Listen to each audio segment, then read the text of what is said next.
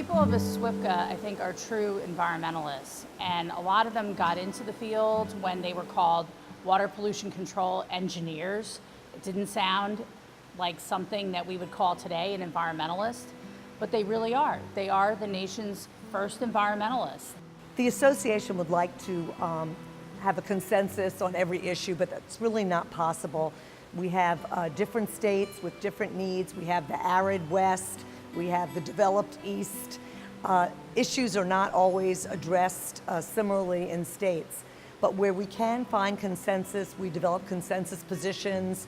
That's one of the beauties and the spectacular successes we've had as an organization, to have a collective voice, to represent the states, and to provide a forum for this discussion back and forth so that all can be lifted. What we realize is that from 1972 to today, that's a case in point.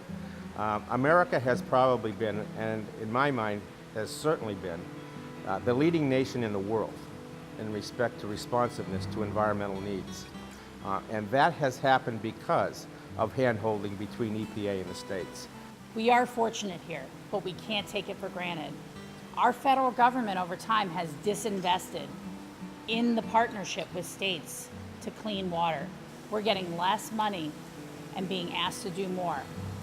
So we can't take it for granted. And if we do, we could see a backsliding.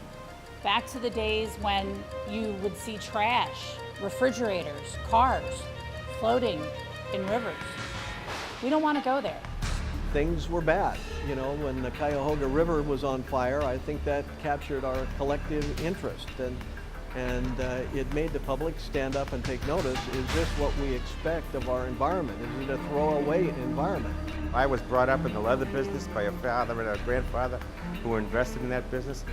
It used to bother me when I walked outside because all other tanneries were on the edge of the river, and it was interesting to see what color that river was going to run that day, and literally that was the case. It depended upon what we were tanning in terms of coloring that leather at that particular point in time, and that's where the river ran.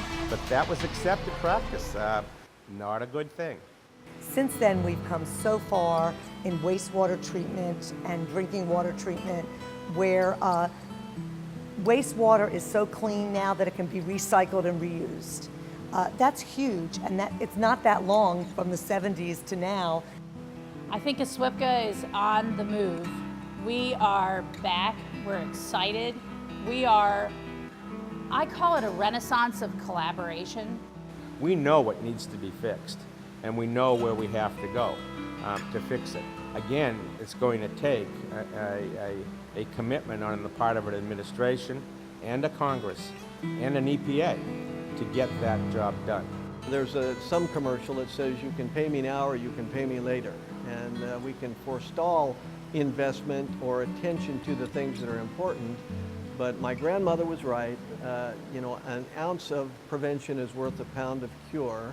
And so better to be focused on this in little steps rather than to have to be in crisis mode dealing with catastrophes down the road.